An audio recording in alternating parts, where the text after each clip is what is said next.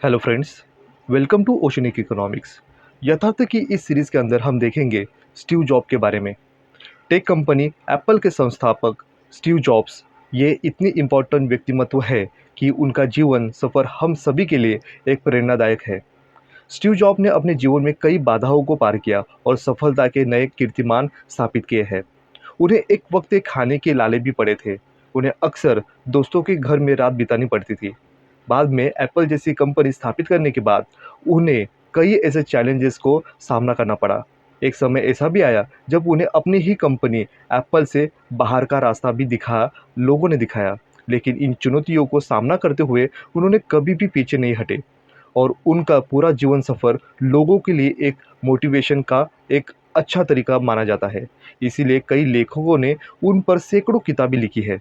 कई डायरेक्टर ने, निर्माताओं ने उन पे फ़िल्में, सीरीज़ और डॉक्यूमेंट्री भी बनाई है। स्टीव जॉब्स की बायोपिक ने रिलीज़ होते ही लोगों को उनके बारे में और भी अट्रैक्ट किया है।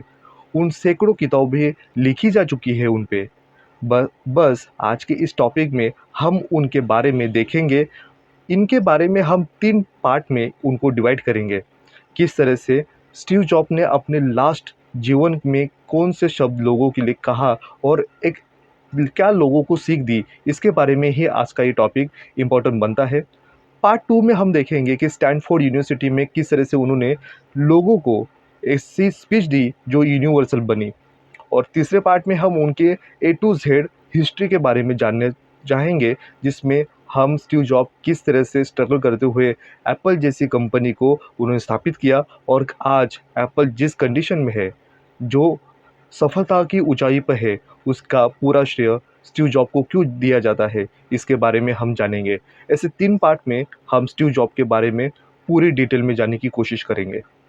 यदि हम किसी से पूछें कि आधुनिक इतिहास में सबसे बड़ा बिजनेस इनोवेटर कौन है, एक ऐसा इनोवेटर जिसने कभी भी क्वालिटी से समझौता नहीं किया, जिसकी व्यवसाय प्रबंध, नवाचार, इनोवेशन से भरा हुआ है और भविष्य देखने की अंतर्दृष्टि से मोबाइल और कंप्यूटर की दुनिया को बदल कर रखने वाली ताकत, एक ही नाम सामने आता है, वो है स्टीव जॉब्स।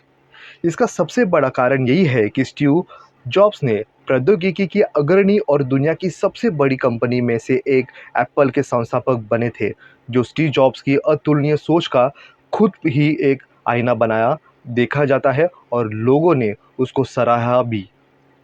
स्टीव जॉब हमेशा कहते हैं कि मैं अपने ज़िंदगी में खूब लकी रहा कि मैं जीवन में जो भी चाहा मैंने वो कर पाया।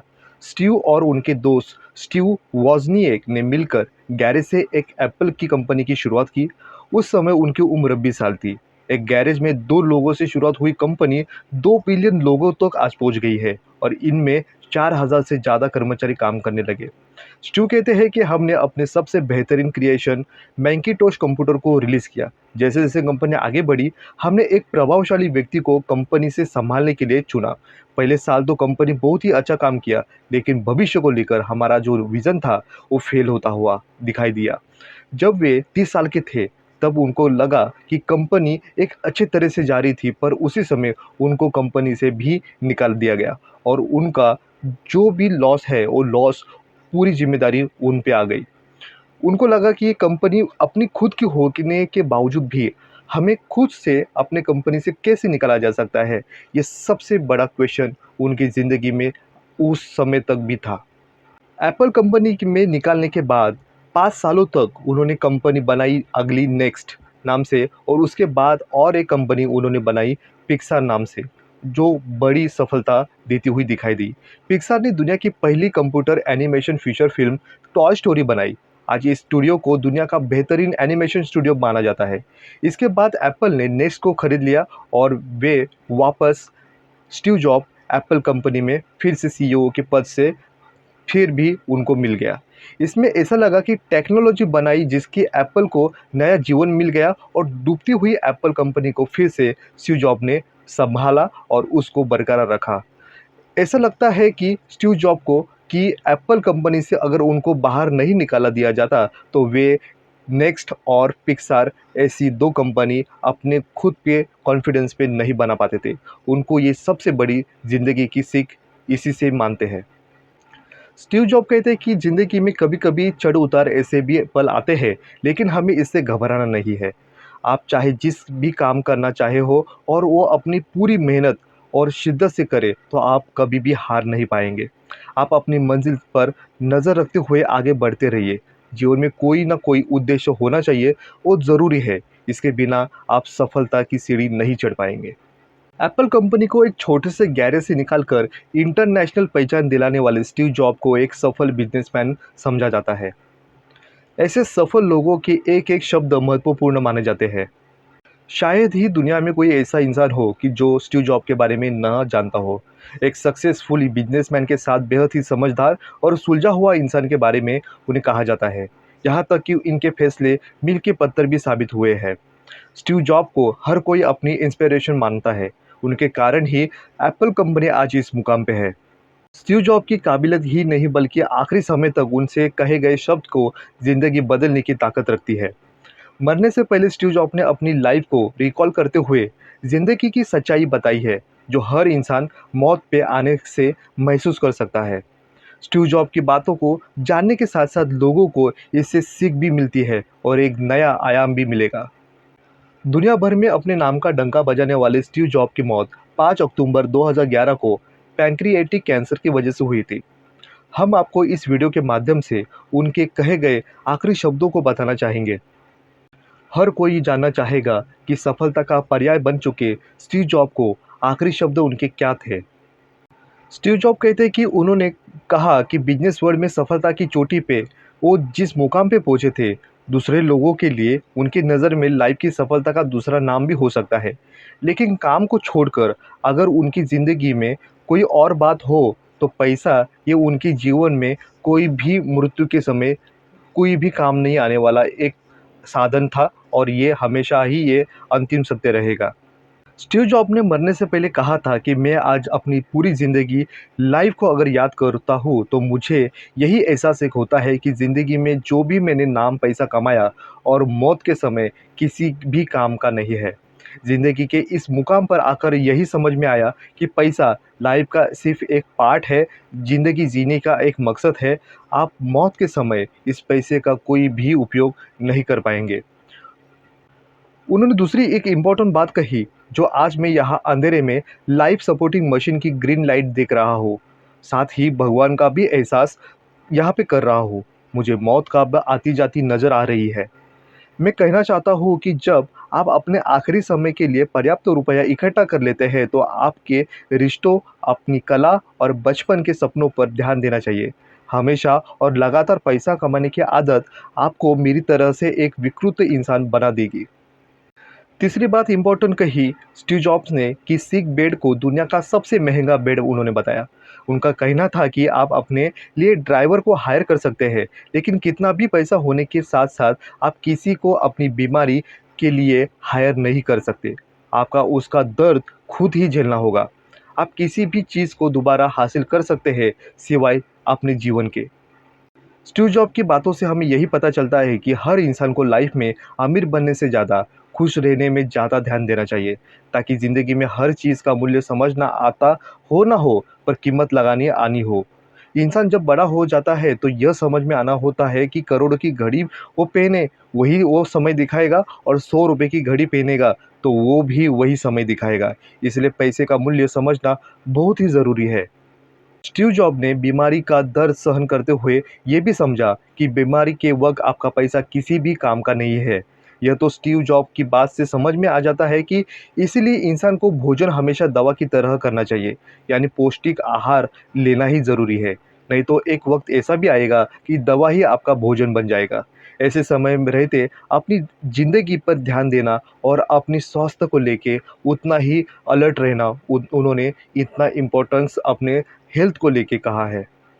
अपनी ज़िंदगी को लेके उन्होंने कहा कि अपनी ज़िंदगी खुशहाल जीने के लिए एक अच्छा समझदार पार्टनर होना चाहिए।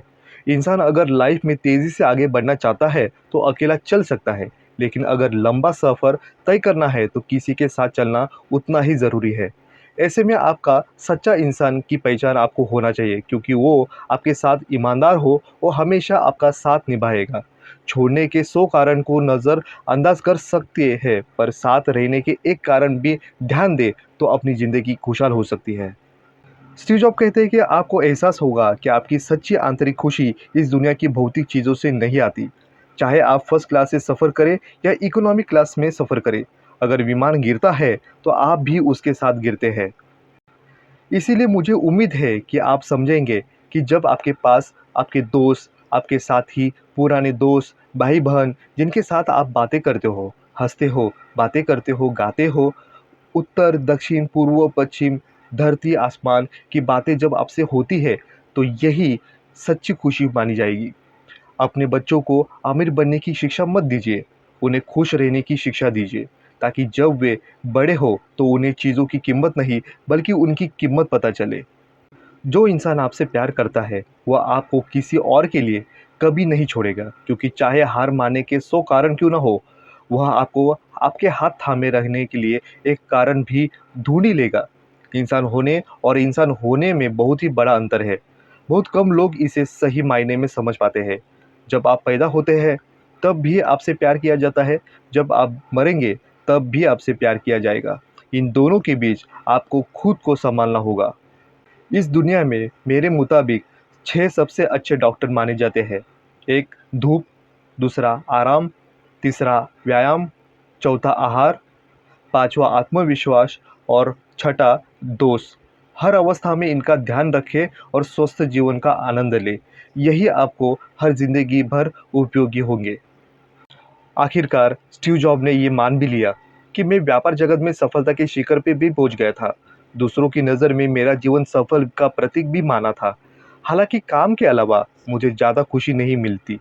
आखिरकार मेरी दौलत मेरी ज़िंदगी का एक ऐसा सच है जिसकी मुझे आदत भी हो गई थी, उसकी लत भी लग गई। इस पल बिस्तर पे लेटे हुए और अपने जीवन को याद करते हुए मुझे एहसास होता है कि जिस पहचान और दौलत पर मुझे इतना गर्व था, वो मेरी मौत के सामने फीके और निरर्थक बन गए हैं। इस तरह से आज के इस टॉपिक में हमने देखा कि स्टीव जॉब ने मरने से पहले की गई बातें हम लोगों की ज़िंदगी बदलने की सच्ची और ताकत रखने वाले शब्द उनके गहरे हैं। स्टीव जॉब से रिलेटेड पार्ट 2 ये कहेगा कि विश्व से सबसे बेहतरीन प्रेरणात्मक भाषण अगर उन्होंने दिया है तो वो स्टैनफोर्ड यूनिवर्सिटी के एक प्रोग्राम में स्टूडेंट को दिया गया था और उनके भाषण में काफ़ी उसकी चर्चा हुई थी, जिसे स्टे हंग्री स्टे फुलिश के नाम से भी लोकप्रिय है, जिसे हम पार्ट 2 में देखेंगे। स्टीव जॉब्स से रिलेटेड पार्ट 3 में हम देखेंगे कि किस तरह से उन्होंने आधुनिक तकनीक के निर्माता तथा आईफ़ोन, आईपॉड, आईपैड जैसी क्रांतिकारी उत्पादनों की विकास के साथ पिक्सार एनिमेशन स्टूडियो की स्थापना कैसे की, उसी के साथ नेक्स्ट कंपनी के में उस तरह उन्होंने किस तरह से कार्यकारी अधिकारी के रूप में भी काम किया। तो स्टीव जॉब के बारे में, उनकी जीवनी के बारे में पार्ट 3 में हम सविस्तर देखेंगे। इस तरह से आज के इस टॉपिक में बस इतना ही। मिलते हैं नेक्स्ट टॉपिक में। तब तक देखते रहिए ओशन इकोनॉमिक्स। Thank you.